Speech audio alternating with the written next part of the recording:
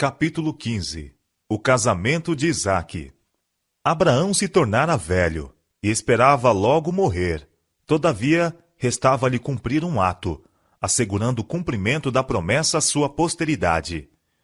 Isaque era o que fora divinamente designado para suceder-lhe como guarda da lei de Deus e ser o pai do povo escolhido.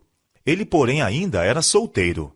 Os habitantes de Canaã eram dados à idolatria, e Deus havia proibido casamentos entre seu povo e aqueles, sabendo que tais casamentos conduziriam à apostasia. O patriarca receou o efeito das influências corruptoras que rodeavam seu filho. A fé habitual de Abraão em Deus e sua submissão à vontade dele refletiam-se no caráter de Isaque. Mas as afeições do jovem eram fortes, e ele era de uma disposição gentil e dócil. Unindo-se a alguém que não temesse a Deus, ele estaria em perigo de sacrificar os princípios por amor à harmonia. No espírito de Abraão, a escolha de uma esposa para seu filho era assunto de muita importância. Estava desejoso de que ele se casasse com uma que não o afastasse de Deus. Nos tempos antigos, os contratos de casamento eram geralmente feitos pelos pais, e este era o costume entre os que adoravam a Deus. De ninguém se exigia casar com aquele a quem não podia amar. Mas na concessão de suas afeições, o jovem era guiado pelo discernimento de seus pais, experientes e tementes a Deus. Era considerado uma desonra para os pais e mesmo crime seguir caminho contrário a este. Isaque, confiando na sabedoria e afeição de seu pai, estava satisfeito com a entrega desta questão a ele, crendo também que o próprio Deus dirigiria na escolha a fazer-se. Os pensamentos do patriarca volveram para os parentes de seu pai, na terra de Mesopotâmia. Posto que não estivessem livres de idolatria, acalentavam o conhecimento e o culto do verdadeiro Deus. Isaque não devia sair de Canaã para ir a eles, mas poderia ser que se encontrasse entre eles alguma que quisesse deixar seu lar e unir-se a ele para manter em sua pureza o culto ao Deus vivo. Abraão confiou este importante assunto ao seu servo, o mais velho, homem de piedade, experiência e juízo são, que lhe havia prestado prolongado e fiel serviço.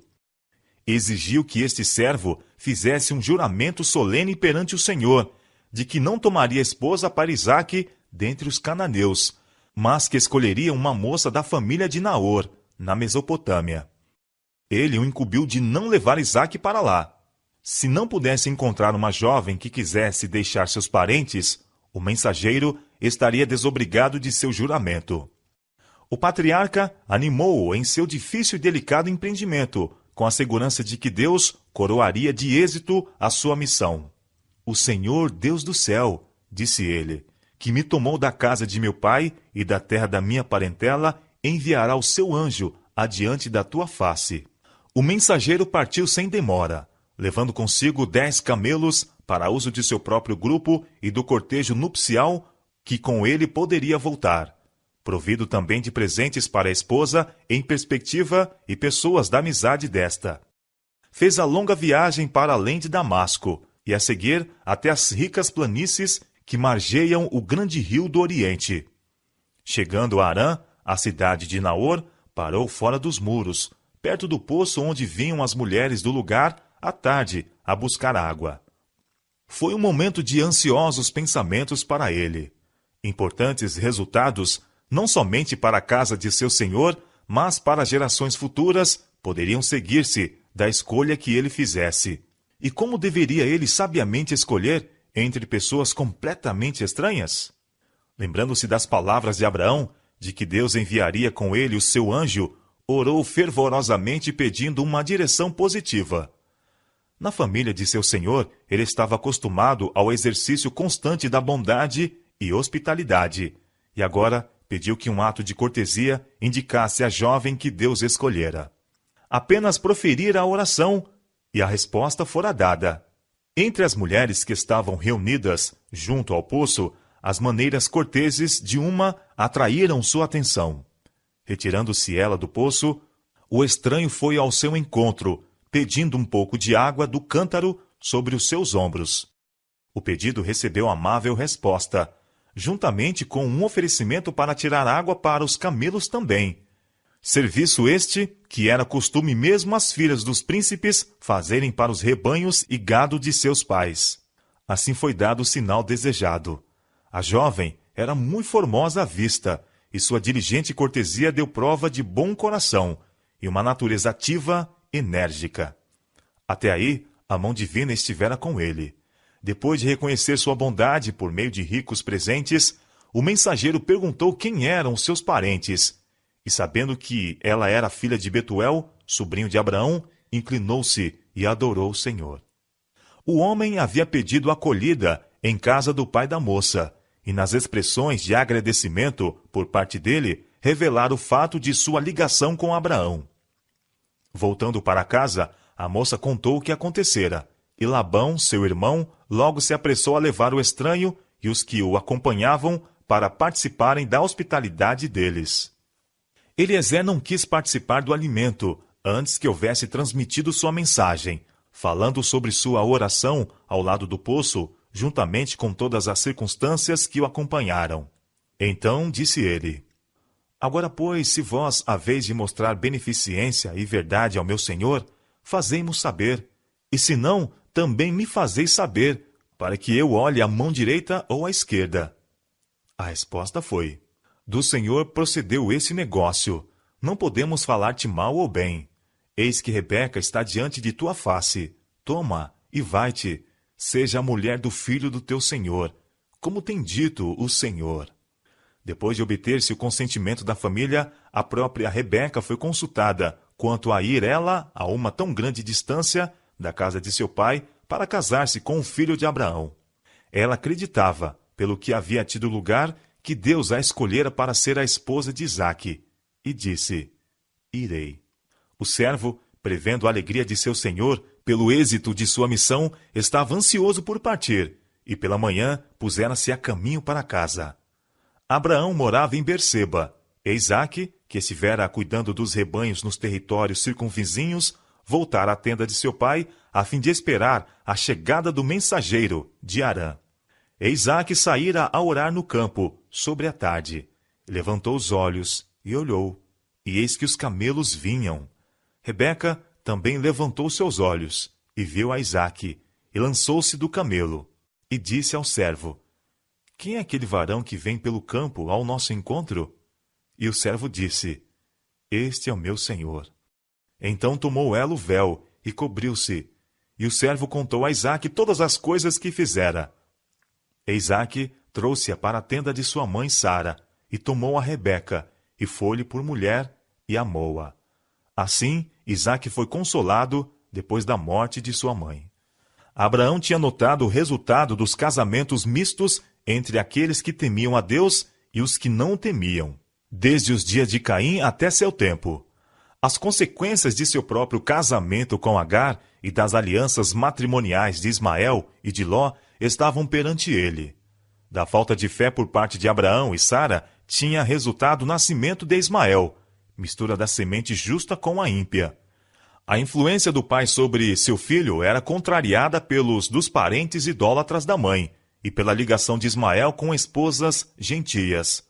A inveja de Agar e das esposas que ela escolhera para Ismael rodeou sua família com uma barreira que Abraão debalde se esforçou por sobrepujar.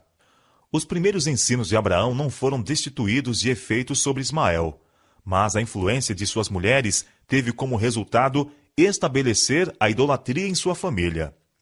Separado do pai e amargurado pela contenda e discórdia de um lar destituído do amor e temor de Deus, Ismael foi compelido a escolher a vida selvagem e pilhante de chefe do deserto, sendo sua mão contra todos e a mão de todos contra ele. Gênesis, capítulo 16, verso 12. Em seus últimos dias, arrependeu-se de seus maus caminhos e voltou ao Deus de seu pai, mas permaneceu o cunho de caráter dado à sua posteridade. A poderosa nação que dele descendera foi um povo turbulento, gentil, que sempre foi um incômodo e aflição aos descendentes de Isaque. A esposa de Ló foi mulher egoísta e religiosa, e sua influência exerceu-se no sentido de separar de Abraão o seu marido. A não ter sido por causa dela, Ló não teria permanecido em Sodoma, privado do conselho do patriarca sábio e temente a Deus. A influência de sua esposa e as relações entretidas naquela ímpia cidade tê-lo-iam levado a apostatar de Deus, se não tivesse sido a instrução fiel que cedo recebera de Abraão. O casamento de Ló e sua escolha de Sodoma como residência foram os primeiros elos em uma cadeia de acontecimentos repletos de males para o mundo durante muitas gerações. Pessoa alguma que teme a Deus pode, sem perigo, ligar-se a outra que não o tema. Andarão dois juntos se não estiverem de acordo? Amós, capítulo 3, verso 3. A felicidade e prosperidade da relação matrimonial depende da unidade dos cônjuges. Mas entre o crente e o incrédulo há uma diferença radical de gostos, inclinações e propósitos. Estão a servir dois senhores, entre os quais não pode haver concórdia. Por mais puros e corretos que sejam os princípios de um, a influência de um companheiro ou companheira incrédula terá uma tendência para afastar de Deus. A pessoa que entrou para a relação matrimonial, quando ainda não convertida, coloca-se pela sua conversão sob uma obrigação maior de ser fiel ao consorte, por mais que difiram com respeito à fé religiosa. Todavia, as reivindicações de Deus devem ser postas acima de toda a relação terrena, mesmo que provas e perseguições possam ser o resultado. Com espírito de amor e mansidão, esta fidelidade pode ter influência no sentido de ganhar o descrente. Mas o casamento de cristãos com ímpios é proibido na Bíblia. A instrução do Senhor é: não vos prendais a um jugo desigual com os infiéis. 2 Coríntios capítulo 6, verso 14. Isaque foi altamente honrado por Deus, sendo feito herdeiro das promessas pelas quais o mundo deveria ser bendito. Entretanto, quando ele teve 40 anos de idade, sujeitou-se ao juízo de seu pai, ao designar seu servo, experimentado e temente a Deus, a fim de escolher-lhe uma esposa. E o resultado daquele casamento, conforme é apresentado nas Escrituras, é um quadro terno e belo de felicidade doméstica. E Isaque trouxe-a para a tenda de sua mãe, Sara, e tomou a Rebeca, e foi-lhe por mulher e amou-a. Assim Isaque foi consolado depois da morte de sua mãe. Que contraste entre o procedimento de Isaque e o que é praticado pelos nossos jovens de nossos tempos, mesmo entre os professos cristãos. Os jovens, muito frequentemente, acham que a entrega de suas afeições é uma questão na qual o eu apenas deveria ser consultado. Questão esta que nem Deus, nem os pais de qualquer modo deveriam dirigir. Muito antes de atingirem a idade de homens ou mulheres feitos, julgam-se competentes para fazerem sua escolha, sem o auxílio de seus pais. Alguns anos de vida conjugal são usualmente bastantes para mostrar-lhes seu erro, mas muitas vezes demasiado tarde para impedir seus resultados funestos. Pela mesma falta de prudência e domínio próprio que determinaram a escolha precipitada, dá-se ocasião a que o mal se agrave, até que a relação matrimonial se torne um jugo mortificante. Muitos assim fizeram naufragar sua felicidade nesta vida e sua esperança da vida por vir. Se há um assunto que deve ser cuidadosamente considerado e no qual se deve procurar o conselho de pessoas mais velhas e experientes, é o do casamento. Se a Bíblia já for necessária como conselheira, se a direção divina em algum tempo deveria ser procurado em oração, é antes de dar um passo que liga pessoas entre si para toda a vida. Os pais nunca devem perder de vista sua responsabilidade para a felicidade futura de seus filhos. O respeito de Isaque aos conselhos de seu pai foi o resultado do ensino que o habilitou a amar uma vida de obediência. Ao mesmo tempo em que Abraão exigia de seus filhos que respeitassem a autoridade paterna, sua vida diária testificava que essa autoridade não era um domínio egoístico ou arbitrário, mas que se fundava no amor e tinha em vista o bem-estar e felicidade deles. Pais e mães devem sentir que se lhes impõe o dever de guiar as afeições dos jovens, a fim de que possam ser colocados naqueles que hajam de ser companheiros convenientes. Devem sentir, como seu dever, pelo seu próprio ensino e exemplo, com a graça auxiliadora de Deus, modelar de tal maneira o caráter de seus filhos, desde os seus mais tenros anos, que sejam puros e nobres, e sejam atraídos para o bem e para o verdadeiro. Os semelhantes atraem os semelhantes apreciam os semelhantes. Que o amor pela verdade, pureza e bondade seja cedo implantado na alma, e o jovem procurará a companhia daqueles que possuem estes característicos. Procurem os pais, em seu próprio caráter e vida doméstica, exemplificar o amor e a beneficência do Pai Celestial. Que no lar prevaleça uma atmosfera prazenteira. Isto será de muito mais valor para vossos filhos do que terras ou dinheiro. Que o amor doméstico se conserve vivo em seus corações, para que possam volver o olhar ao lar de sua meninice como um lugar de paz e felicidade abaixo do céu. Os membros da família não têm todos o mesmo cunho de caráter, e haverá frequentes ocasiões para o exercício da paciência e longanimidade. Mas, pelo amor e disciplina própria, todos poderão estar ligados na mais íntima união. O verdadeiro amor é um princípio elevado e santo, inteiramente diferente em seu caráter daquele amor que se desperta por um impulso e que subitamente morre quando severamente provado. É pela fidelidade para com o dever na casa paterna que os jovens devem preparar-se para os seus próprios lares. Pratiquem eles aqui a abnegação e manifestem bondade, cortesia e simpatia cristã.